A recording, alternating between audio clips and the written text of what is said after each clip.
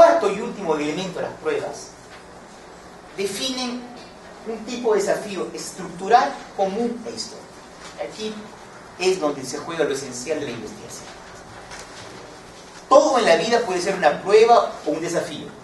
Todo en la vida puede ser una experiencia difícil. Si ustedes definen con este nivel de generalidad una prueba, la noción no es ni heurística ni útil. Pero lo digo de esta manera también.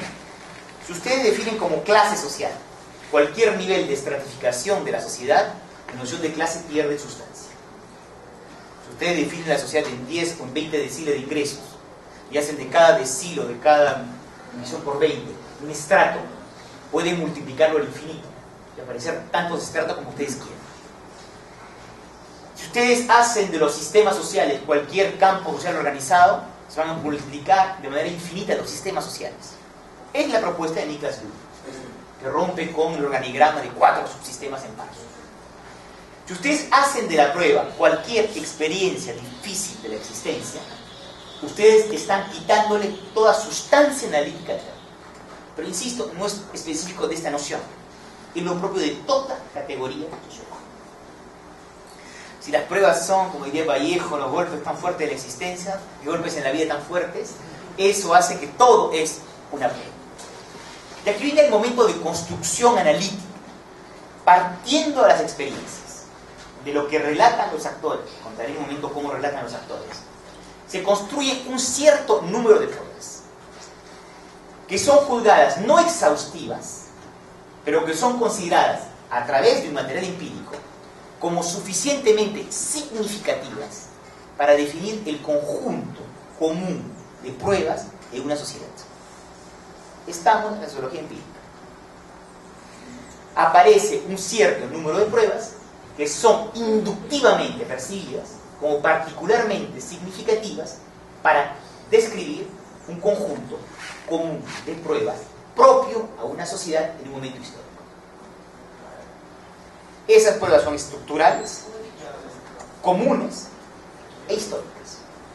Es decir, que las pruebas que se producen inductivamente en material son estructurales, puesto que son fabricadas por una sociedad. Son comunes porque en el relato que se cuenta aparecen como siendo compartidas por unos y otros. Y son históricas porque cambian en función de las sociedades. Es el momento de la cocina. Ustedes saben que este problema es muy bonito. Cuando Marx, para regresar a él, en El Capital o en las contribuciones a la economía política o la crítica a la economía política entre todos sus libros, analiza dos grandes clases sociales, pero que en todos los trabajos históricos de Marx, generalmente consagrados al caso francés, las clases se multiplican, son 8, 12, 14, porque el genio sociológico de Marx comprender que más allá de la estructura analítica de base, capital del trabajo, aparecían posiciones de clase mucho más móviles de una sociedad. Es exactamente igual. Todo depende del nivel de precisión que ustedes quieren lograr. O multiplican las pruebas y tienen decenas y decenas, y yo creo que la noción pierde todo valor, o ustedes restringen a un conjunto común de grandes pruebas y dan un retrato relativamente económico de una sociedad. Insisto, es exactamente igual en la teoría de los sistemas sociales, donde se pasó de los 4 grandes sistemas de Parsons, de los 3 niveles de la realidad del marxismo: infraestructura económica, político-institucional e ideológica, se pasó a los decenas de sistemas sociales o a las decenas de ciudades estudiadas por Boltanski, etc., etc. Hay, o bien ustedes detienen la interpretación en un momento dado, ustedes multiplican las categorías. Una de las mentes más brillantes de la humanidad lo dijo de manera muy simple Aristóteles: todo análisis se detiene en un momento dado. El problema es cuándo detienen el análisis. Es así de simple. Y ese momento de detención del análisis es arbitrario, porque les parece suficientemente interesante, heurístico, para dar cuenta del objetivo que ustedes están persiguiendo. ¿Qué es una sociedad? La propuesta de trabajo que presento: una sociedad es un conjunto común de pruebas estructurales. Es decir, que cuando ustedes han producido desde la individuación por este camino, han obtenido inductivamente las principales pruebas de la sociedad, ustedes pueden proponer una comprensión a escala, es decir, para los individuos, de una sociedad. Una sociedad es un conjunto común de pruebas que ustedes han construido inductivamente desde los individuos y que permiten dar una inteligencia a la sociedad a su escala. La sociedad no es un conjunto de sistemas sociales integrados entre ellos. La sociedad se convierte en esta visión en un conjunto común de pruebas, lo cual hace que la interpretación sociológica, desde el trabajo de construcción de las categorías, de la producción del material y del resultado de interpretación, se parte de las experiencias, se construyen las pruebas y se da una inteligencia en la sociedad a escala de actores individuales. Existe, espero que comprendan la cuestión, no es muy complicado, una articulación entre la pregunta, el operador, la técnica de investigación y el resultado final. Y cuando una sociología de este tipo logra describir las grandes pruebas de una sociedad, ustedes le están dando una inteligencia estructural de su sociedad a los actores a su escala de comprensión. Lo digo de una manera simple para que todos se comprendan y terminar de responder a la pregunta de Inés en segunda feria. El hecho del destinatario imaginario de la sociología es algo muy importante, porque ustedes no fabrican la misma sociología en función de la pregunta que se hace y en función de su destinatario. Una sociología de la individuación que intenta producir la inteligencia de la sociedad a escala de los individuos hace una pregunta distinta, trabaja empíricamente de manera diferente y produce resultados distintos. Ese es el trabajo que ustedes tienen que lograr producir. Y eso hace, por supuesto, que la sociología, y ahora sí espero tener una formulación un poco extraña, que una sociología de la individuación es una sociología para los individuos, pero no es una sociología de los individuos. Honestamente hablando, los individuos, sus experiencias en mi trabajo, se encuentran en el punto de comienzo de la investigación. Pero mi trabajo como sociólogo es comprender las pruebas estructurales. En el fondo, para mí de una manera brutal y un poco excesiva, los individuos en esta investigación, en esta perspectiva, no interesan mucho. Lo que interesa es la comprensión estructural de la sociedad. Y los individuos el camino para obtenerlo. Después, por supuesto, si tengo tiempo les contaré eso, cuando se obtienen las pruebas de los individuos, se puede pensar poner en práctica un dispositivo personalizado en una relación un sociólogo, un analista, para analizar la vida individual de las pruebas. Pero lo esencial del trabajo de la sociología es describir inductivamente las grandes pruebas estructurales de una sociedad. En la sociología del individuo estricto sensu, estrictamente hablando, la interacción y de alguna manera las socializaciones plurales, el individuo es el alfa y el omega del trabajo sociológico. Se parte del individuo y se regresa al individuo. Y el individuo es el verdadero objeto de análisis sociológico. En este trabajo de la individuación, por eso les insistí en segunda feria, es mucho más clásico. El objeto del análisis sociológico es la sociedad. Pero se parte de experiencias individuales para dar otra cartografía de la sociedad. El objetivo no son las vidas individuales, son las pruebas estructurales. Yo como sociólogo no tengo nada que decir a los individuos en sus dificultades personales, pero yo como sociólogo sí creo que tengo una responsabilidad profesional para construir esa cartografía estructural de pruebas. Porque eso es el trabajo del sociólogo. Partiendo de experiencias personales diversas, producir inductivamente las grandes pruebas de una sociedad para darles a escala de los individuos una inteligencia de su sociedad. Ese es el trabajo del sociólogo. En todo caso, es el trabajo que desde la individuación se puede lograr hacer. Tercer gran momento del aula de hoy día. Una vez que esta noción, espero, ha quedado clara en sus grandes dimensiones, y el tipo de trabajo que supone hacer una sociología de la individuación para los individuos, desde las pruebas, ¿cómo se trabaja empíricamente? No resisto la tentación de contarles algo de esto, porque siempre la cocina es lo más importante. Por favor. Lo más importante.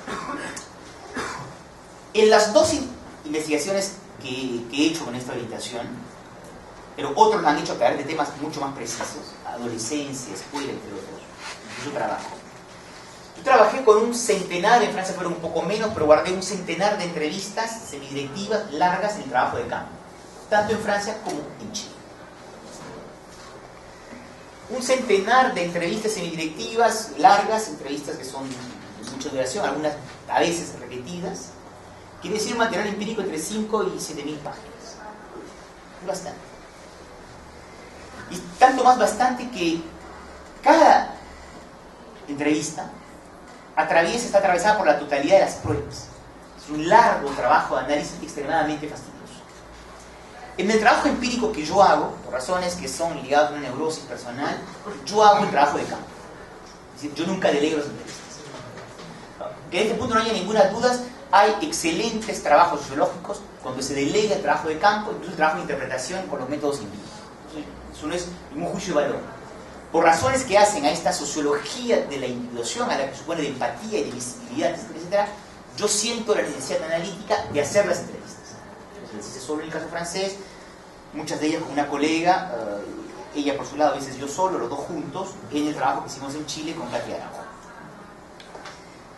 Insisto, esto de hacer uno mismo las entrevistas da acceso a una información decisiva en mi trabajo de intervención.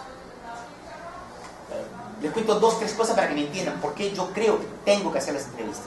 Y tener que hacer entrevistas es muy largo, ¿no? Se te dan entrevistas cuando de París a Santiago las entrevistas son largas. Supone mucho esfuerzo personal, mucho tiempo. Tanto el trabajo en Francia como en Chile duraron cada vez 4 años. Y espero los años que vienen poder hacer la misma investigación por razones de teoría social en un país de África subsahariana, para mostrar cómo un contexto que aparentemente la individuación no ha sido utilizada, se puede utilizar la misma técnica de investigación para describir ese proceso de formación de individuo. Pero dependerá de muchas cosas si logro hacerlo o no los años que vienen. Las entrevistas, cuando uno las hace, suscitan muchas cosas. Conocimientos anexos decisivos. Por ejemplo, cuando uno se desplaza a las periferias de ciudades francesas o chilenas, el solo hecho de utilizar el transporte común, colectivo, para llegar a un lugar, les da indicaciones fabulosas. Por el tiempo. ¿Cuántas veces me ha pasado llegar a un lugar, tomar un metro, luego un taxi colectivo, a veces un ómnibus, llegar a un lugar donde no hay ninguna vida colectiva en las periferias de ciertas zonas? Y la primera pregunta es evidente antes que la grabadora comience a funcionar. ¿Usted tiene automóvil, carro? Si dicen no, bien entendió muchas cosas. Están enclavados en un lugar atroz. Y por lo tanto, el tiempo y los transportes no pueden no convertirse en un objeto de interrogación. Anécdotas etnográficas que todo el mundo tiene cuando hace trabajo de campo. En Santiago me impactó, no lo dijimos en el libro. En los barrios populares no existen timbres. No existen timbres. En la casa, como dicen, campana. No hay campana. Entonces uno llega y no hay manera de comunicarse. Entonces, exactamente. Y la pregunta obvia es, ¿pero por qué no hay? Es muy simple. Porque si viene alguien es un acreedor, un cobrador, y los amigos tienen el celular. Y no espera a nadie del mundo exterior que los venga a contactar. Y después eso, tonta, le hace decir, pero está pasando algo en la sociedad popular.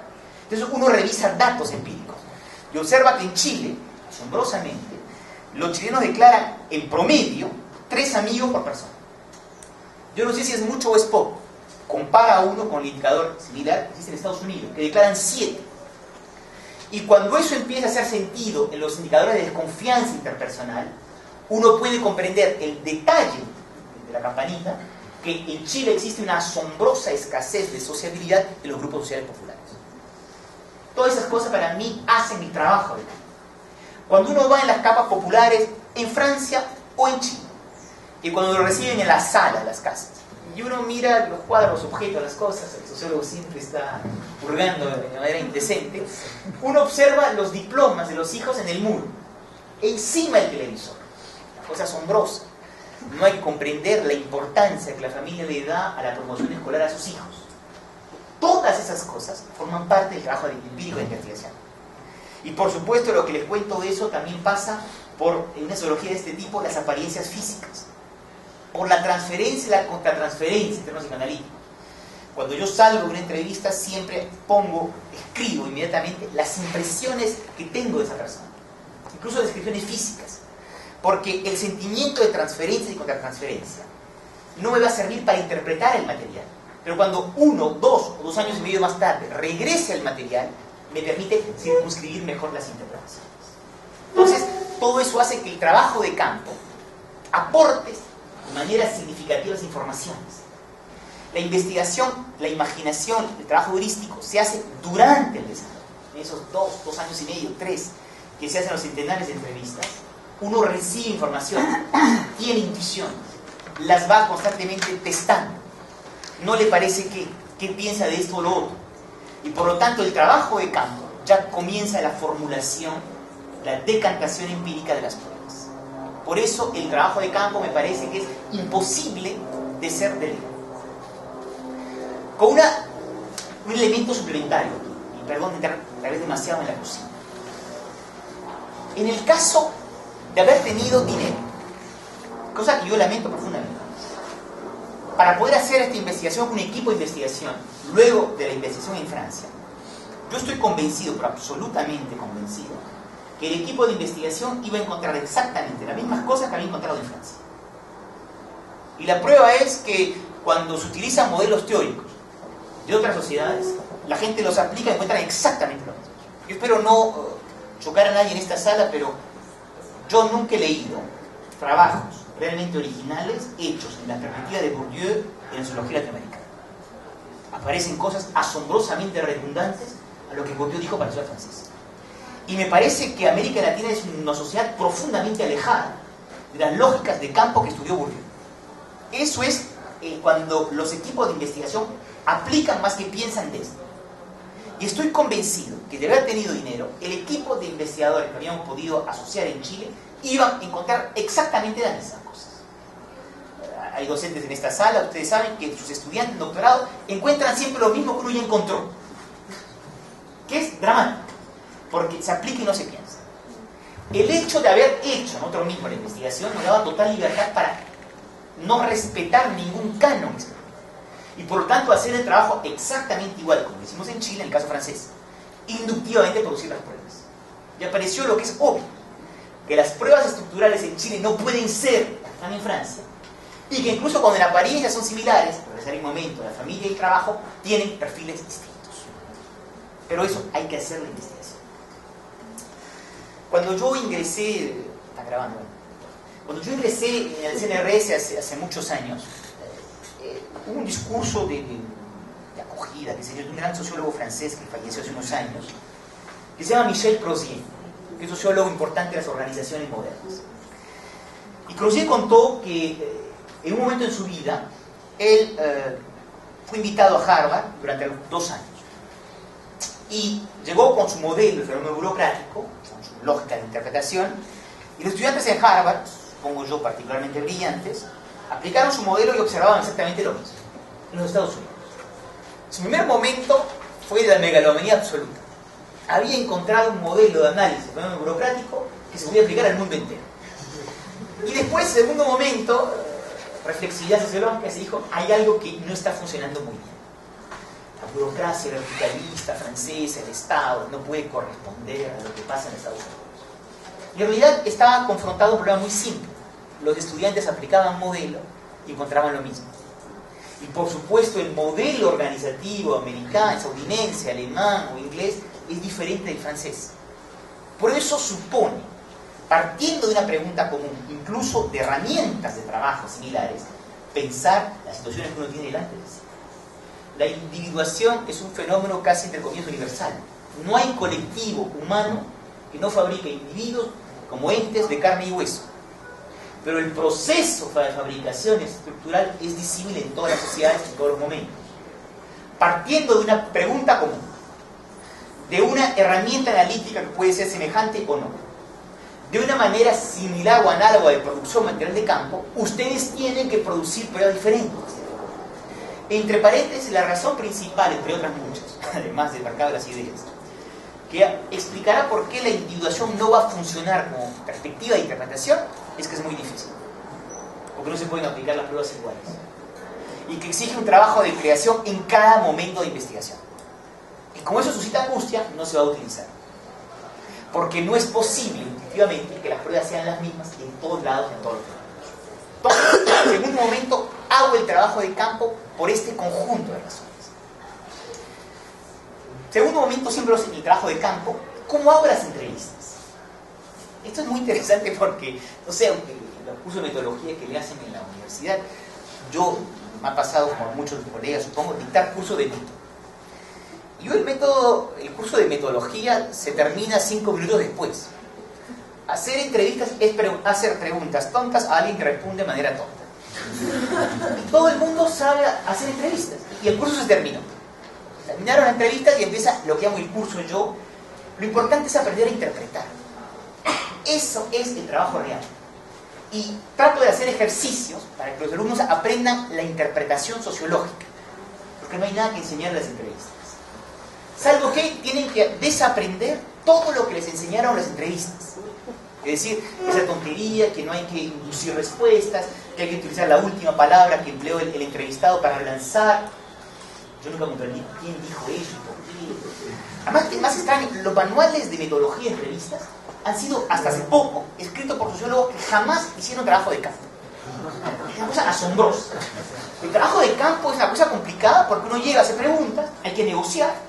Uno llega y el tipo está con su perro, aparece que el esposo o la esposa se queda en la entrevista, que uno pedía 2 horas y tiene 45 minutos, que uno llega y el tipo no está. Es hacer entrevistas. Y todo el problema durante la entrevista es hacer que la gente hable. Tratar de, entre comillas, levantar obstáculos. Y para eso, la mejor manera es producir un espacio de conversación. Donde si las personas les hacen contrapreguntas, ustedes responden. No es un pecado. Y en donde en momentos de entrevistas pueden haber desacuerdos que se pueden formular. En donde uno va, a medida que la investigación avanza, uno va testando sus hipótesis para ver qué piensan los actores. Uno co-construye la interpretación y el trabajo de campo. Y mientras más fluidas son las entrevistas, más interesante es el proceso. Y me ha pasado a veces tener, no discusiones, pero conversaciones animadas sobre ciertos temas. Porque en la confrontación aparecen otras maneras que los actores regresen hacia los relatos de la producción. En este espacio, en el caso de la individuación, mi obsesión fue comprender con qué preguntas se lanzaba la entrevista, comenzaba la entrevista, y cómo hacer para que los actores no crean saber lo que yo quiero saber. A mí no me interesaban sus vidas personales. Y entonces tenía que inventar, no es muy complicado, quería encontrar una manera de no hacer una historia de vida. Yo no tengo nada contra el trabajo de historia de vida, que me parecen apasionantes, ¿eh? Pero en la historia de vidas, los actores utilizan una narración profundamente institucionalizada. Le cuentan sus padres, le cuentan la infancia, le cuentan largamente el colegio, le van contando por etapas ya institucionalmente, digamos, evidentes sus vidas personales. No era eso lo que me interesaba. Lo que me interesaba era casi al contrario, romper esas narraciones institucionalizadas de sí para comprender dimensiones problemáticas de la existencia. Entonces se trataba constantemente de poner al actor en situación de analizar situaciones difíciles para él. En el caso francés, la primera pregunta con la cual inicié el trabajo de campo fue: ¿cómo detuvo usted sus estudios? ¿O cómo terminó usted sus estudios? Traducción más literal. ¿Por qué esa pregunta? Porque en el caso francés hice la hipótesis, realmente detrás de muchos otros, que la escuela se ha convertido en un absoluto indicador de la producción del destino de clase. Y la respuesta a esa pregunta era fascinante. La gente de clase media y media alta respondía: no sé, llegué al final del maestrado, el doctorado, no había nada más y terminé. Se acabó, no había nada, pues me quedé ahí. Y la gente de clase popular respondía siempre así: no, yo no terminé mi estudio, a mí me detuvieron. Se murió mi padre. En la familia éramos 8 hermanos y se debió que sea mi hermana que estudie y no yo. Tuve que entrar al mercado de trabajo. Tenía malas notas y me orientaron a la filiera técnica, etcétera, etcétera. Es un romance social diferente cada vez. Eso hace que la pregunta es un poco abrupta, pero ponía al individuo en una situación de análisis que permitía comprender la posición de clase y después yo empezaba en el caso francés, continuaba haciendo la entrevista, la historia escolar, revisando en detalle, empalmaba con el trabajo, después analizaba las naciones urbanas, había la parte de la familia que trabajaba tarde, una hora después de comenzar la entrevista, por razones de intimidad. Muy bonito las entrevistas francesas, casi siempre en un momento de la entrevista el tipo pasa del usted al tú. Es decir, hay una familia que se va creando y es muy sensible el tránsito. Y después abordaba dimensiones que lo había abordado institucionalmente. Es decir, preguntaba a los actores si había dimensiones importantes de su vida que yo no había evocado. Muy interesante lo que cada uno decía.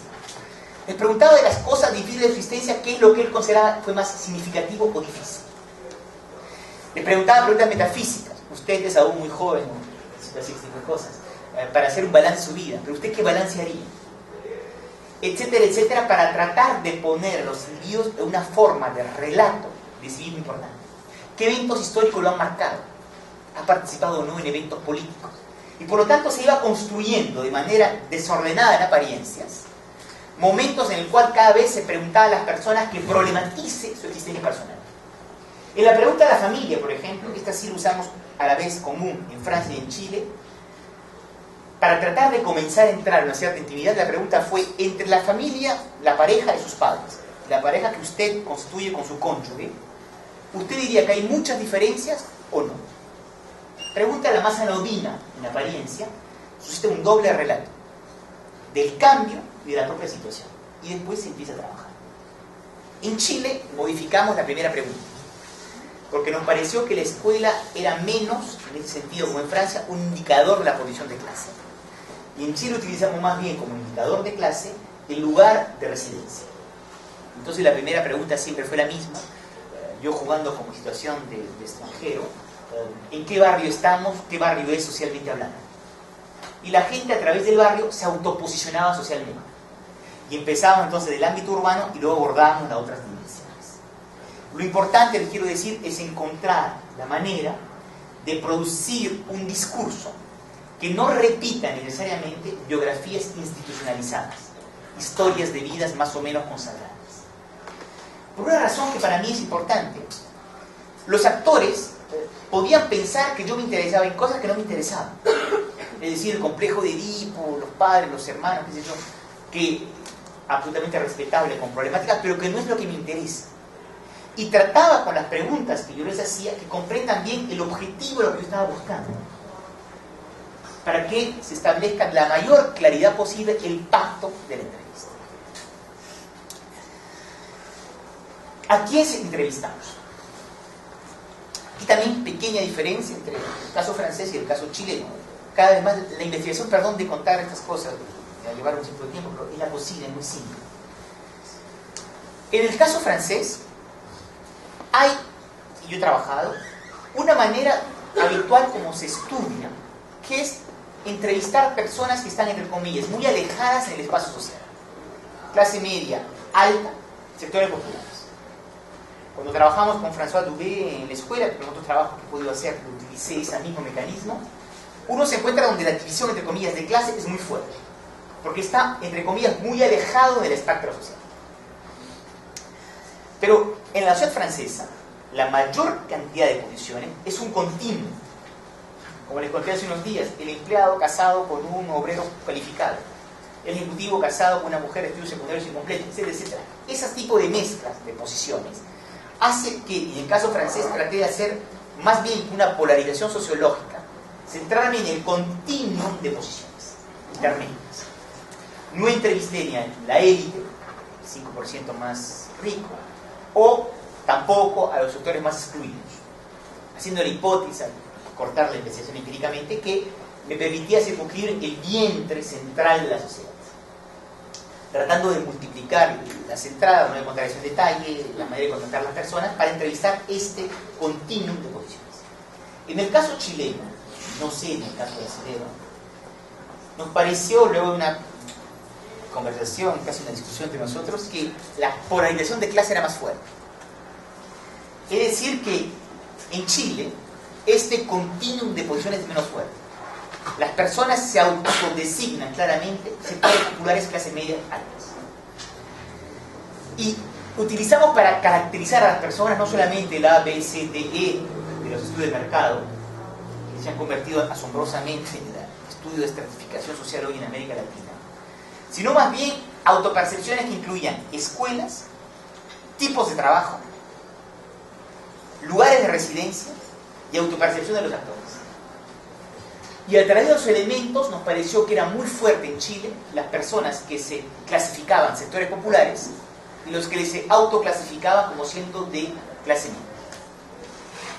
Y por lo tanto, esta división de posición social estructura todas las entrevistas, la presentación de entrevistas hechas en Chile, porque nos pareció que respondía mejor a la percepción de posición social en Chile con respecto a lo que se hizo en Francia.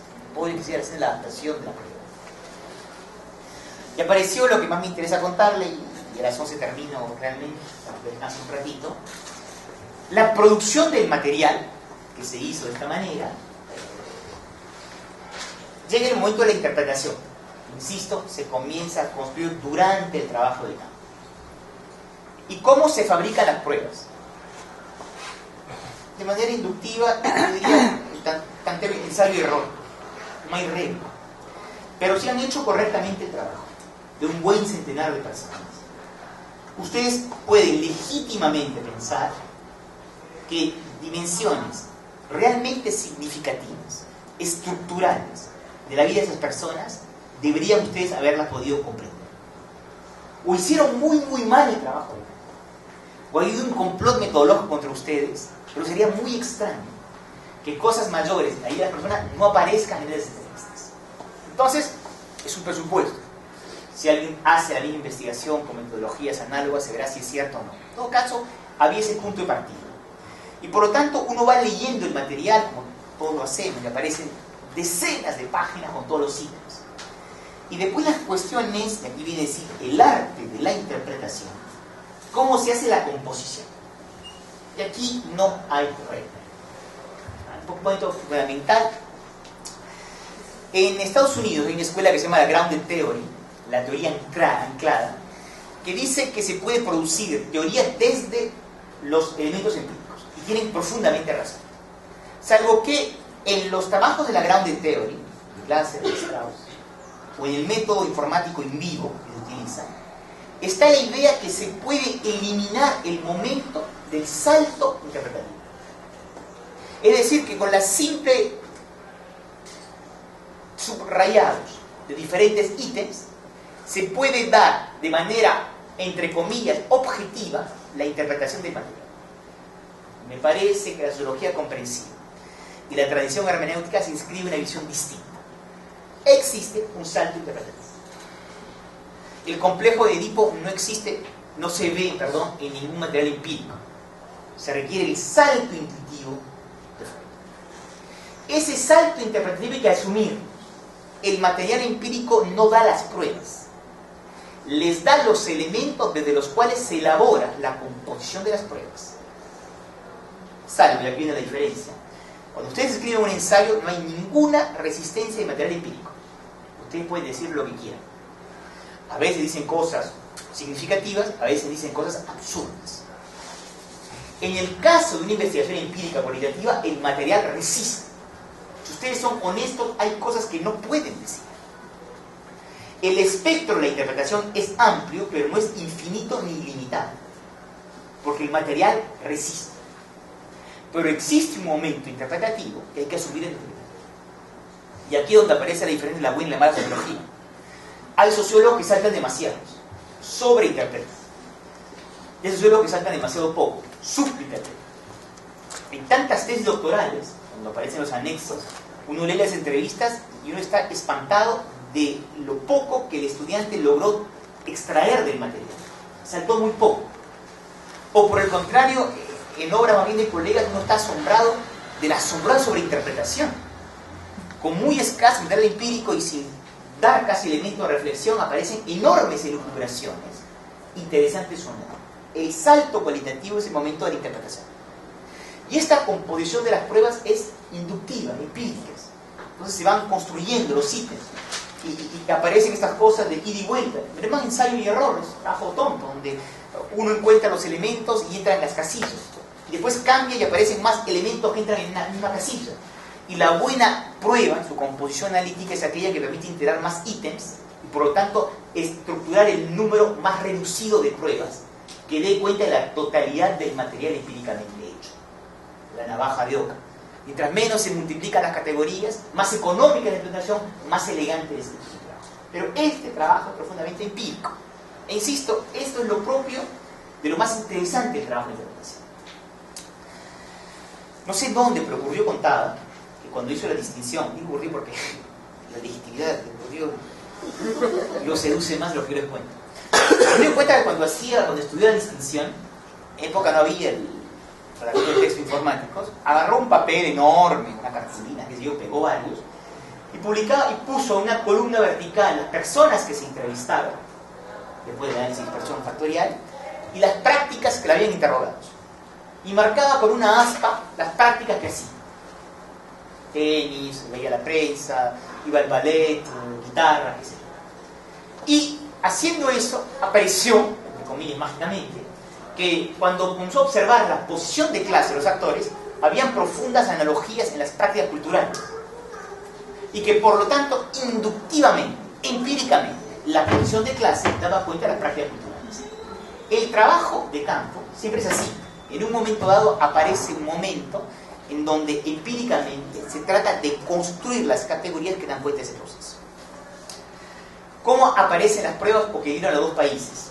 Las pruebas son diferentes, por supuesto, en Francia que en Chile. Y les voy a contar dos, porque si no el tiempo va a ser muy largo, de las pruebas que se dieron en estas dos sociedades. En primer lugar, les dije, las pruebas son estructurales, históricas y comunes. En el caso francés, no en Chile por otras razones, la prueba escolar fue una prueba realmente muy significativa de la manera como son fabricados los individuos en la sociedad francesa. Por una razón muy simple, desde los años 60 en Francia, la selección social pasa cada vez más por la prueba escolar.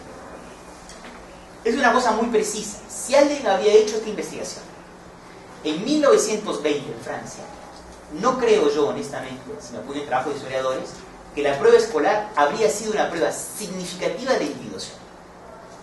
En 1900, los franceses pasaban 4 años en promedio en la escuela. 4 años. En el año 50 pasaban entre 6 y 8 años. Y las generaciones que empezaron a estudiar el año 2000 van a pasar entre 16 y 18. Ese alargamiento de la escolaridad, que se junta al fenómeno de la importancia del proceso selectivo, hace que la prueba escolar se ha convertido hoy en día en algo altamente significativo en la vida de los individuos. En términos simples, hoy el obrero en Francia es alguien que ha fracasado en sus estudios y que ha sido orientado hacia filiales profesionales y técnicas. Estadísticamente parece que nada cambió. Subjetivamente ha tenido que interiorizar un fracaso escolar para reproducir la posición social de su padre. Entonces la prueba escolar es una prueba decisiva de reproducción social y de formación de individuos en Francia hoy, no lo fue en la misma sociedad francesa en otro periodo. En todo caso, hipótesis plausible. Las pruebas son históricas porque en el material que uno va produciendo aparecen como más o menos intensas. Segundo ejemplo, una prueba que es en apariencia común en las dos sociedades y no tiene nada en común: la familia. Apareció en Francia, apareció en Chile. Les contaré en Francia, luego en Chile y hacemos la pausa, pero no cansarnos. En Francia me pareció que del material que se producía, yo podía describir la prueba familiar fuertemente institucionalizada como una tensión entre las obligaciones morales y la fidelidad a sí mismos.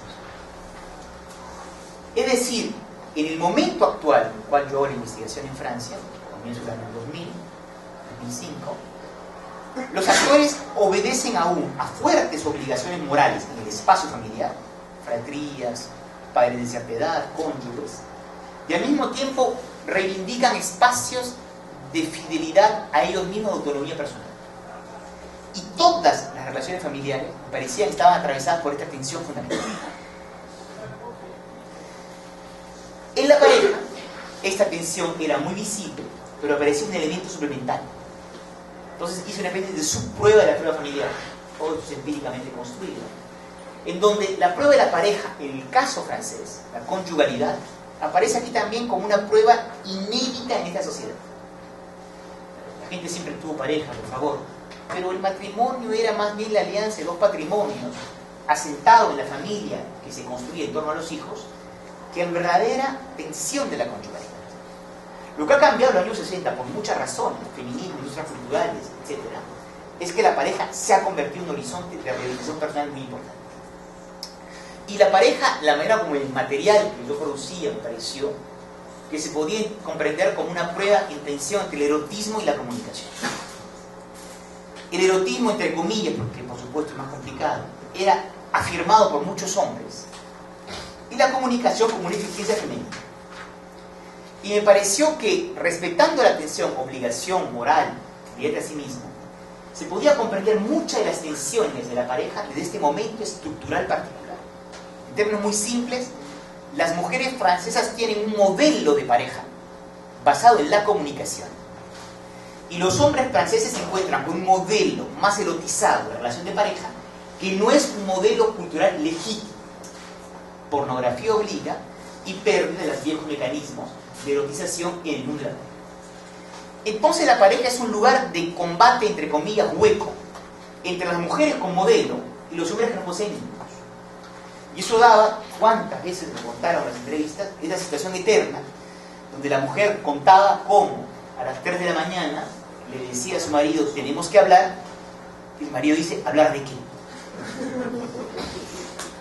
Y lo que era más bonito, cómo se contaba la historia, donde la mujer terminaba contando cómo su marido, que no quería hablar, terminaba hablando, y cómo tenía una frustración muy grande porque su marido no le pedía a ella que cuente cosas.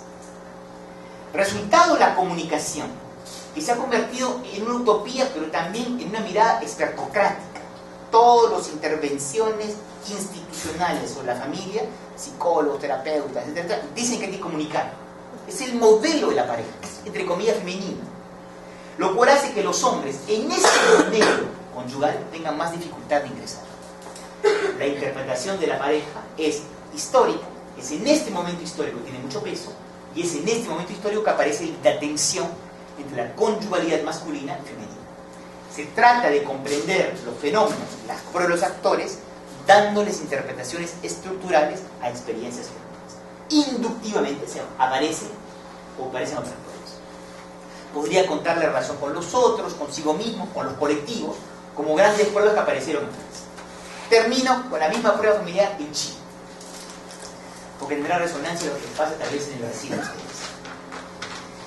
Nos pareció, en la producción del material, que en Chile era indispensable diferenciar dos pruebas, una prueba familiar y una prueba conyugal. Y nos pareció que en el debate de la literatura chilena hay un debate fuerte sobre si la familia es institucional o desinstitucionalizada en Chile. Y en nuestro material nos pareció que la familia, entendámonos bien, con los padres y con los hijos, o sea, hacer las 3 generaciones para ir rápido, es profundamente institucional y que esto agobia a los individuos. Y que la pareja en Chile es profundamente desinstitucionalizada y que esto agobia a los individuos. Es decir, los individuos chilenos están doblemente agobiados por la familia institucional y por la pareja desinstitucionalizada. Entonces decidimos hacer 2 pruebas. La prueba familiar, voy a ir muy rápido, existe un modelo esquemático de roles padre-madre asombrosamente fuerte en Chile, que suscita una ansiedad. Agobia, cansa, fatiga, trabaja. Entonces, la familia institucional cansa, fatiga, produce ansiedad. ¿Por qué es institucional? Y la pareja desinstitucionalizada suscita angustia, problemas, temores, porque es desinstitucionalizada. En la familia institucionalizada chilena, el padre, M mayúscula, la madre, M mayúscula, aplasta a los individuos. Es decir, la madre, el padre, suscita ansiedades mayores. Y los individuos no cesaron de contarnos cómo trataban de encontrar un espacio personalizado frente a roles esquemáticos tan sólidamente y tan simbólicamente significativos. Y que eso les espantaba. Sobre todo muy bellos pasajes del temor masculino. Cuando se casaron, cuando tuvieron hijos. Era espantoso. ¿Y qué iba a pasar? Y la mantención económica, y todos los riesgos. Y no son bromas. Porque el modelo del padre en Chile, como en Francia de paréntesis, es aquel que es el proveedor de bienes económicos. Y eso suscita una tensión en las masculinidades muy fuerte en un marco en donde las mujeres todavía piensan que en gran parte, a pesar que trabajan menos en Chile y en otros países de América del Sur, tiene que ser el proveedor. Y eso hizo que en la familia los chilenos hablaron de la importancia de los roles afectivos, porque la afectividad, la sensualidad en los lazos padre-hijos se convirtió en un factor de romper los esquemas de roles demasiado rígidos. De allí que en las familias chilenas la autoridad es un tema particularmente difícil, porque lo importante es la afectividad. Y la afectividad, la proximidad que se busca con los hijos para escopar a los roles esquemáticos, dificulta muy gravemente el ejercicio de autoridad intrafamiliar. Tiene razón, si quieres se lo cuento más en detalle, la familia es institucional y agobia, aplasta, porque es muy esquemática.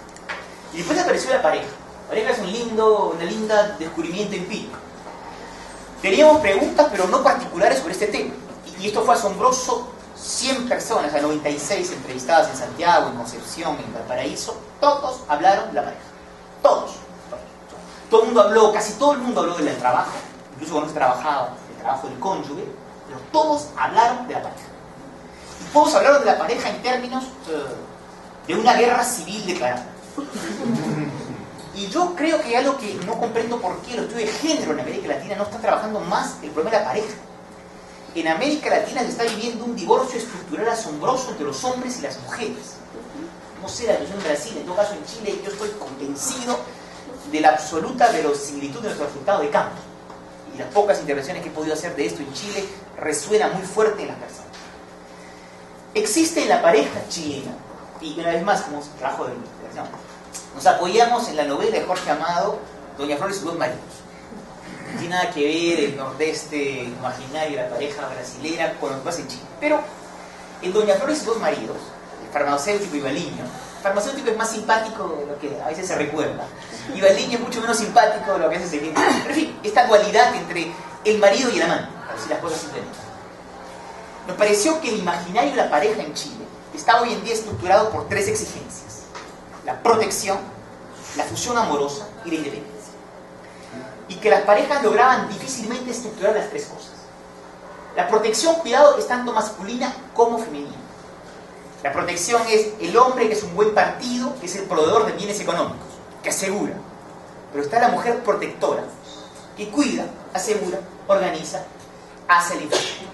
La primera idea de la pareja es la protección recíproca.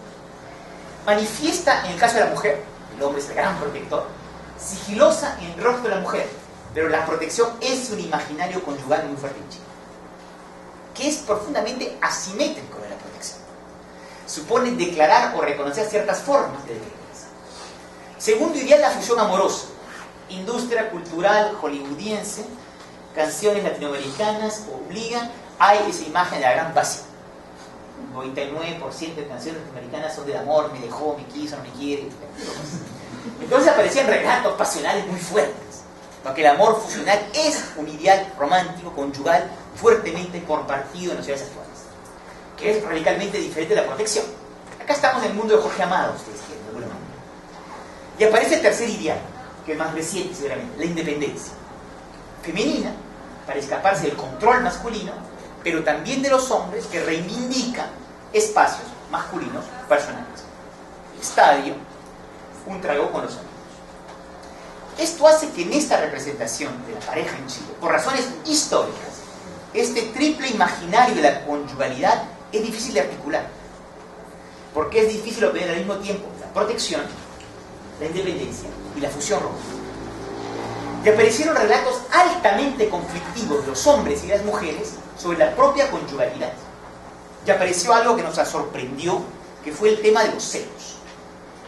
Yo entrevisté 100 personas en Francia y creo que 2 o 3 hablaron de los celos. En Chile, un buen tercio de entrevistados hablaron espontáneamente del problema de los celos. Entonces, por supuesto, a menos de hacer una hipótesis antropológica curiosa, los chilenos son celosos. Había que comprender estructuralmente qué estaba sucediendo. Y nos pareció, en todo caso, es la interpretación que propusimos, con mucho cuidado, porque hay que hacer trabajos más amplios en este tema, que el tema de los celos, tan obsesivo en la pareja chilena hoy en día, reflejaba la dificultad de la articulación de la imagen. Los celos eran, por supuesto, el temor que la tentación amorosa ponga en cuestión la protección. Y por lo tanto aparezca, además en Chile, una larga tradición del padre que abandona a la madre con el guacho, el hijo natural. Y por lo tanto los celos es una expresión contemporánea. Los celos, no celos, sino celos, desconfianza de aparejo, desconfianza.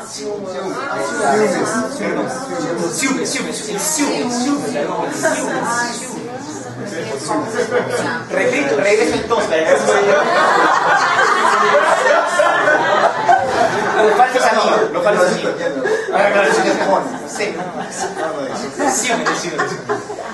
Gracias por la interpretación.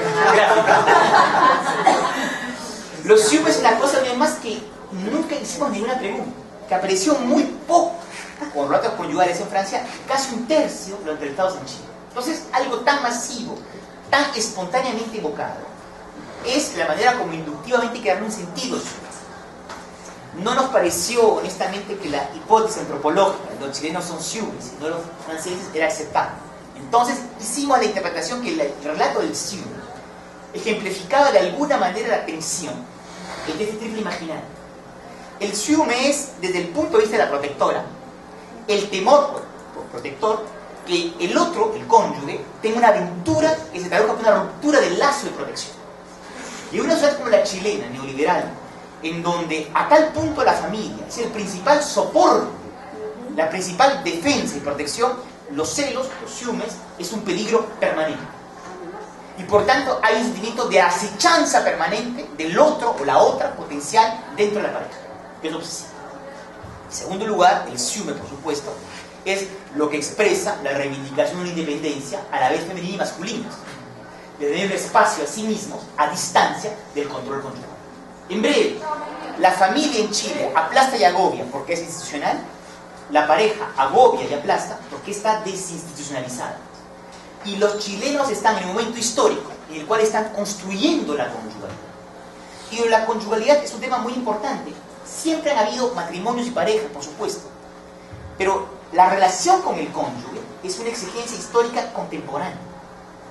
Y a muchas mujeres y a muchos hombres les cuesta inventar esa relación. En el fondo es más fácil asumir la paternidad como proveedor de bienes que asumir la conyugalidad como marido. Porque este rol marital, conyugal, se está inventando hoy.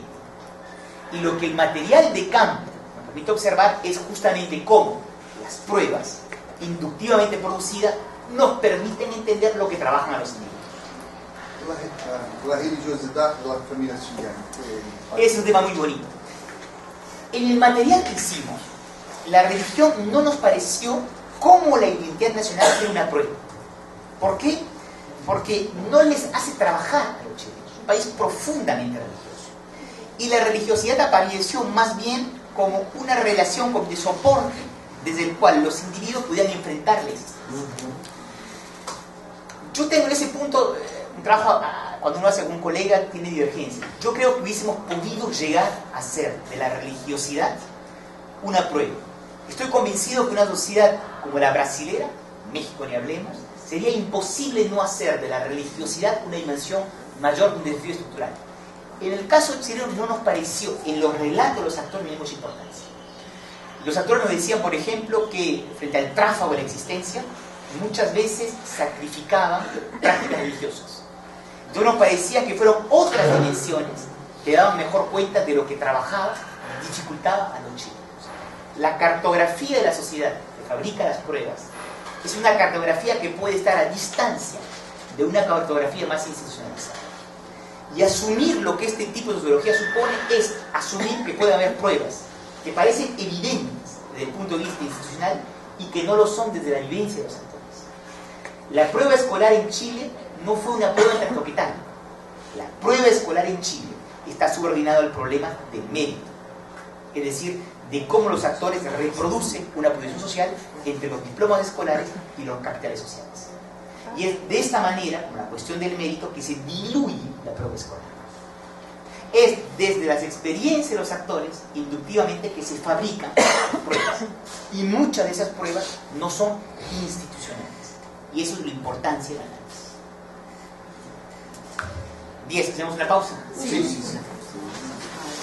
Ô, gente, vamos tentar fazer uma pausa menor hoje, né, para a gente aproveitar mais. São 11h10. Uma pausa menor, breve. 15 minutos no máximo.